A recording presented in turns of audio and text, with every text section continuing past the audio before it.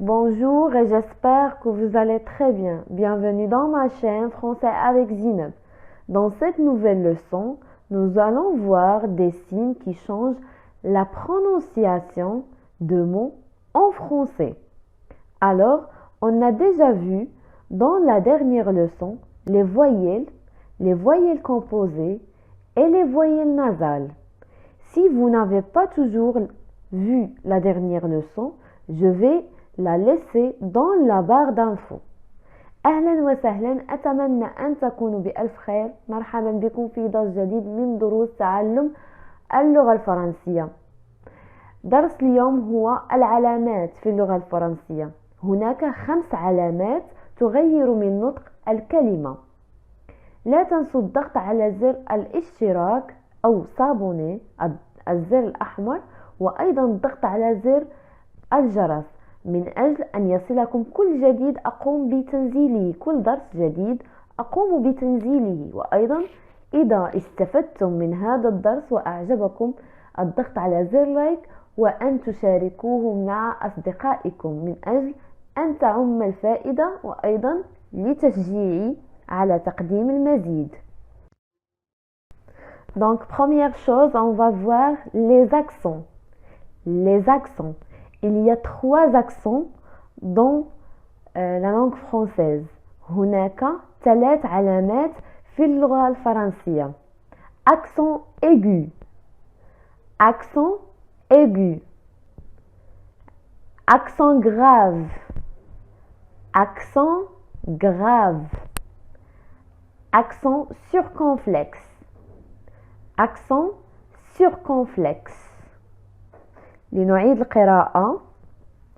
accent aigu, aigu, accent grave, grave, accent circonflexe, circonflexe, circonflexe, circonflexe. L'accent aigu se place uniquement sur la lettre E. accent aigu تكون دائما فوق الحرف E فقط، وهي تغير من نطق الحرف إلى E. E. E. أيضا نجدها في أول كلمة، وسط الكلمة، وآخر الكلمة. مثال أول été. été. لنعيد القراءة. été. هنا نجدها في أول كلمة وآخر كلمة été. été تعني فصل الصيف. été. مثال ثاني prénom. prénom في وسط الكلمة. prénom الاسم الشخصي. مثال ثالث في أول كلمة école. école المدرسة. école. مثال أخير santé. santé. santé. هنا la lettre A في آخر الكلمة. santé تعني الصحة. santé.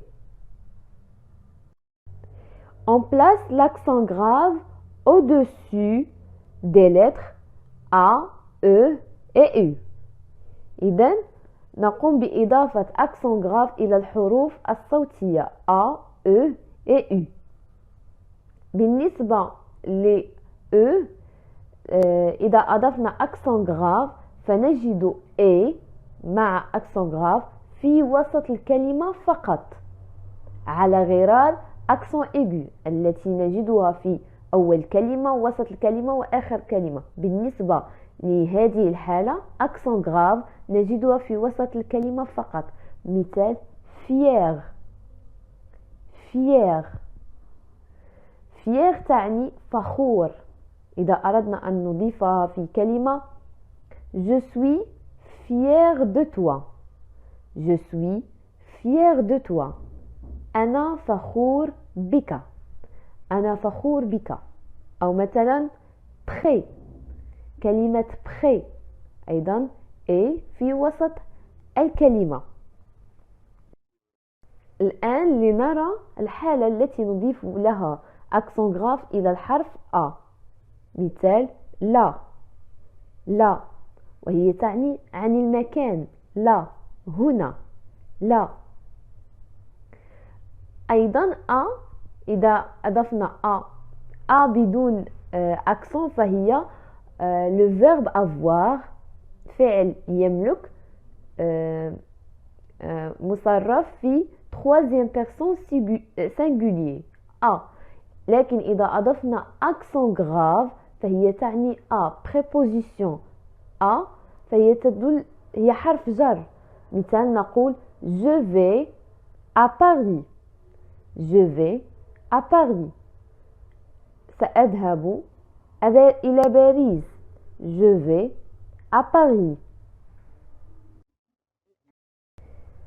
وهنا مثال ل U فوقها accent grave في مثال في كلمة où، وهي تعني أين، où. مثال où es-tu، où es-tu، أين أنت، où es-tu. إذا لاحظتم فعند إضافة accent grave إلى la lettre E يتغير نطق الحرف فيصبح A. لكن إذا أضفنا accent grave إلى A و U لا يتغير النطق، فقط نميز بين الحروف، بين A بدون accent grave و A مع accent grave و U بدون accent grave وهي U يعني تعني أو حرف جر، و U مع accent grave وهي تعني أين، أين، où، أين. La troisième accent وهي accent circonflexe. accent circonflexe. بالنسبة لأكسون circonflexe فنجدها في جميع الحروف الصوتية ما عدا الحرف الصوتي Y. نجدها في A، E، I، O و U.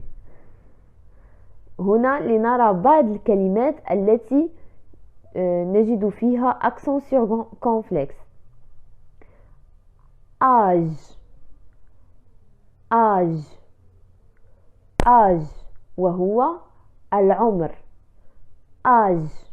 إذا لاحظتم لم يتغير نطق الحرف A، âge. fête، fête، fête وهي تعني حفلة أو عيد، fête. المثال الثالث les I avec accent circonflexe. chaîne، chaîne، قناة، chaîne. مثلا نقول une chaîne de YouTube، قناة يوتيوب، chaîne. hôpital، hôpital، مستشفى، hôpital. مثال أخير sur، sur. هنا تنطق sur avec accent circonflexe وهي تعني أكيد. إذا حذفنا l'accent circonflexe فهي تعني sur، فوق، sur. إذا لاحظتم فأيضا les accents لا يغيرون من صوت، من نطق الحروف A، I، O، U ما عدا la lettre E، هي التي يتغير نطقها فتصبح عند إضافة les accents إلى A، A. لكن بتفاوت، يتغير بالنسبة لأكسون aigu تصبح الصوت A قصيرة، أما أكسون غراف وأكسون سيركونفلكس فنقول A، fête، fête، A. La troisième accent. Maintenant, on va voir la quatrième signe. الآن سنرى رابع علامة وهي السي سي دي. كنا رأينا هذا الدرس في متى تنطق لا لتر سي كا. إذن سي سي دي فهي تعني سي زائد اس صغيرة تحتها، نكتب اس صغيرة تحتها فهي تسمى سي سي دي. مثلا إذا قلنا سي زائد أ فتنطق ك، وهو تنطق بالصوت ك. لكن إذا قلنا سي سي دي أ فهي تنطق بالصوت اس. مثال هنا سي سي دي أ تنطق سا، سي سي دي أو تنطق سو، سي سي دي U تنطق su. Maintenant, on va voir la cinquième accent, c'est tréma. Tréma indique toujours que la voyelle placée sous lui doit être prononcée séparément. Donc maintenant, on va voir كما قلت لكم تريما هي نقطتين تكونان فوق la lettre E, I و U. لا نجدها كثيرا في اللغة الفرنسية، لكن نراها بعض الأحيان، فهي إذا كانت فوق الحرف فهو ينطق لوحده. مثلا نقول نويل، نويل، نويل. مثلا نقول مايس، مايس، مايس هو الذرة. إذا حذفنا النقطتين فهي تعني مثلا نقول مي، مي تعني لكن، مي M A I S تعني لكن، مي. لكن إذا قلنا M A I تريما S مايس تعني الذرة. هنا يتغير النطق، تنطق الحرف الذي فوقه تريما لوحده. Maintenant, on va voir l'apostrophe et l'élision. مثال لدينا بعض مثال les articles, les pronoms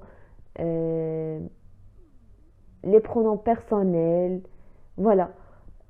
مثال لدينا la, le, me, ce, si, que, je, de, ne, te. Si le mot suivant commence par une voyelle A, E, I, O, U, Y، يعني مثلا لدينا لا، لو، مو، سو، سي، كو، جو، دو، نو، تو. هذه خاصية يجب أن نحفظها دائما. إذا جاء بعد هذه الكلمات كلمة ثانية تبتدئ بحرف صوتي فنحذف الحرف الأول فتصبح لدينا لا، L apostrophe, le, M apostrophe, ce, S apostrophe, que, QU apostrophe, je, J apostrophe, de, D apostrophe, N, ne, N apostrophe, te, T apostrophe. Exemple مثال لدينا مثلا école. école هي مؤنث، مثلا نقول une école. إذا أردنا أن نقول مثلا لا عوض une نقوم ب لا نقول لا école، نحذف a فنقول l'école، l'école. مثال ثاني إذا أردنا أن نقول été، été مثلا لا نقول le été، نقول نحذف e فنقول l'été، l'été.